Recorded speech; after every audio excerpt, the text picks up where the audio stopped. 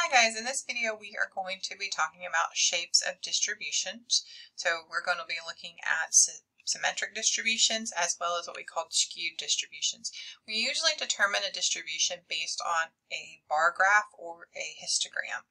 So let's look at some distributions, or what are symmetrical distributions. So a distribution is considered symmetrical when you can draw a vertical line at the center and each side is a mirror image. Basically, you can draw that line and you can fold a piece of paper over and they lay on top of each other. The most common that we probably remember is our bell-shaped distribution. These are called symmetric. When you're looking at a bell-shaped distribution, the mean, median, and mode, which we'll talk about in the next chapter, are all lined up right there together at the same spot. These are when we talk about a lot of statistics, we like to assume that data falls into a bell-shaped curve. So then the other one would be uniform. That means that every piece of data occurs the exact same number of times. Again, if you think about being able to draw a line at 30 and folding that paper over, it would match up on either side. The last type of symmetric distribution we have is a U-shaped distribution, where your two ends have the most amount of data and your center actually has the least amount of data. This is still symmetric. Again, if I can draw that line down the center at 30 and I could fold that piece of paper over and they would lay on top of each other, that would be considered symmetric. The other type of distribution that we have is we have a skewed distribution. So distribution is skewed when the scores tend to pile up towards one end of the scale and taper off at the other. The tail of the distribution is the section of the scores that taper off. So we have two different ways we can talk about skewed distributions. We can have a positively skewed distribution where the tail is on the right-hand side. So all of your data is over on the left-hand side and your tail is over on the right-hand side.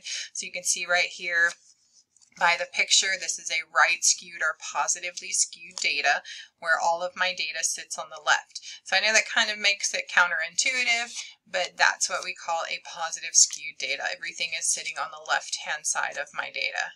The other one would be negatively skewed, sometimes also referred to as left skewed. So this is where my tail is on the left-hand side and all of my data is over on the right-hand side. So what you want to look at when you're trying to decide if something is positively skewed or negatively skewed is the direction that your tail is. If your tail is on the right-hand side, that would be right skewed or positive. If your tail is on the left-hand side, that would be left skewed or negative. So just a couple of examples in research where you see skewed data would be the U.S.